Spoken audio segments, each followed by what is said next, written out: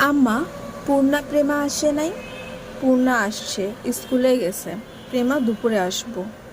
আম্মা, আব্বা কবে আসবেন? পদ্মজার প্রশ্নে হেমলতা দাঁড়িয়ে পড়লেন, শুকনো গলায় জবাব দেন, জানি না, খাওয়ার সময় কথা বলতে নেই। হেমলতা চলে যেতেই পদ্মজার চোখ থেকে টুপ করে এক ফোঁটা জল পড়ে পাতে। পদ্মজা দ্রুত হাতের উল্টো পাশ দিয়ে চোখের জল মোছে। পদ্মজার জীবনে জন্মদাতা আছে ঠিকই, কিন্তু জন্মদাতার আদর নেই। সে জানে না তার দোষটা কি, কেন নিজের বাবা বাকি বোনদের আদর করলেও তাকে করে না, কথা অবধিও বলেন না। দুইবার মাকে জিজ্ঞেস করেছেন সে, আমি কি তোমাদের সত্যিকারের মেয়ে আম্মা? সন্তান হয় না বলে কি দত্তক এনেছিলে? আব্বা কেন আমাকে এত অবহেলা করেন? ও আম্মা, বলো না। হেমলতা তখন নিশ্চুপ থাকেন, অনেকক্ষণ পর বলেন, তুই আমার গর্ভের সন্তান, আর তোর বাবারই মেয়ে। এখন যা, পড়তে বস, অনেক পড়তে হবে তোর। ব্যাস এইটুকুই, এর বেশি কিছু বলেন না হেমলতা। পদ্মজার কেন জানি মনে হয় একদিন হেমলতা নিজ থেকে খুব গোপন কোনো কথা বলবেন, তবে সেটা যেন সহ করার মতো হয়। এই দুয়াই সারাক্ষণ করে সে। এত কি ভাবছিস, তাড়াতাড়ি খেয়ে ওঠ। হেমলতার কথায় পদ্মজার ভাবনার স্রোত ছিল, দ্রুত খেয়ে ওঠে। আজ আমের আচার বানানোর কথা ছিল। সন্ধ্যা কাটতেই বিদ্যুৎ চলে গেল। কয়েক মাস হলো গ্রামে বিদ্যুৎ এসেছে। ৮ গ্রাম মিলিয়ে অনন্তপুর। তাদের গ্রামের নাম আটপাড়া। প্রতিদিন নিয়ম করে সন্ধ্যা রাত থেকে ৩ ঘন্টা গ্রামে অন্ধকারে তলিয়ে থাকে। আর সারাদিন তো বিদ্যুতের নামগন্ধও থাকে না। বিদ্যুৎ দিয়ে লাভটা কি হলো? পদ্মজা, পূর্ণা, প্রেমা ৩ বোন একসাথে পড়তে বসেছিল।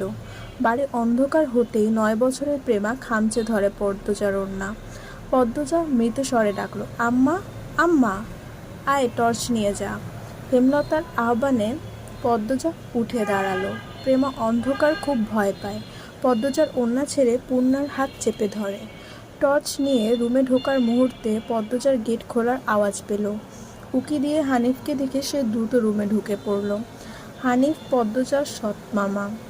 বুবু, বাড়ি আন্ধার কেন? বাত্তি টাত্তি জ্বালাও। হানিফের কণ্ঠ। হানিফ, আসছিস? হেমলতার রুম থেকে বেরিয়ে বললেন, হাতে হারিকেন। হানিফ সবকটি দাঁত বের করে হাসল, বলল, আমি। আয় ভেতরে আয়। হানিফ বারান্দা পেরিয়ে বড় ঘরে ঢুকে বলল, তোমার সেরিগুলান কইতে? আছে রুমেই, পড়ছে। এই অন্ধকারেও পড়ে? হেমলতা কিছু বললেন না। হানিফ এ বাড়িতে আসলে কেন জানি খুব অস্বস্তি হয়, অকারণেই। ওদের খাওয়ার সময় হয়েছে, তুইও খেয়ে নে। এইখানেই খামো, না তোমার সরাইখানাত যাইতে হইব? কথাটা রসিকতা ছিল। গ্রামে থেকেও হেমলতার খাওয়ার জন্য আলাদা রুম নির্বাচন করেছেন, সেটা হানিফের কাছে রসিকতাই বটে। হেমলতার প্রশ্নের জবাব সোজাসাপটা না দিয়ে বললেন, খেতে চাইলে খেতে আয়। পদ্মজা কিছুতেই খেতে আসলো না। কেমন জড়সড় হয়ে আছে, মনে হচ্ছে হানিফকে ভয় পাচ্ছে বা অবহেলা করছে। হানিফ ৬ বছর সৌদিতে ছিল, ৩ মাস হলো দেশে ফিরেছে। ৩ মাসে যতবার হানিফ এ বাড়িতে পা রেখেছে ততবারই পদ্মজার অজুহাত দিয়ে দূরে দূরে থেকেছে। হেমলতার বিচক্ষণ মস্তিষ্ক মুহূর্তে ভেবে নিল অনেক কিছু, তাই জোর করলেন না। আজই এই লুকোচুরির ফয়সালা হবে। হানিফ পদ্মজাকে দেখার জন্য অনেক ছলচাতুরি করল, কিছুতেই সুযোগ পেল না। বিদ্যুৎ আসার ঘণ্টাখানেক পর হানিফ চলে যায়। পূর্ণা, প্রেমা রুমে ঢুকতেই পদ্মজা ঝাঁপিয়ে পড়ে। রুষ্টশ্বাস কণ্ঠে বলল, কতবার না করেছি লোকটার পাশে বেশিক্ষণ না থাকতে। তোরা কেন শুনিস না আমার কথা? পূর্ণা ও প্রেমা বিস্ময়ে হতবিহ্বল। পদ্মজা কখনো তাদের এমন নির্দেশ দেয়নি, তাহলে এখন কেন এমন বলছে? হেমলতা রুমে ঢুকতেই পদ্মজা চুপসে গেল। পদ্ম, আমার রুমে আয়। মায়ের এমন কঠিন কণ্ঠ শুনে পদ্মজার কলিজা শুকিয়ে আসে। হেমলতা নিজের ঘরে চলে যান।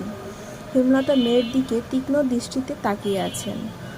পদ্মজা নতজানু হয়ে কাঁপছে। সুন্দরীরা ভীতু আর বোকা হয় তার দৃষ্টান্ত প্রমাণ পদ্মজা। হেমলতার খুব মায়া হয় পদ্মজার সাথে উঁচু কণ্ঠে কথা বলতে। পদ্মজা রূপসী বলেই হয়তো গোপনে আবেগ লুকিয়ে তিনি বজ্রকণ্ঠে প্রশ্ন করলেন, কি লুকোচ্ছিস? হানিফের সামনে কেন যেতে চাস না? সে কি করেছে?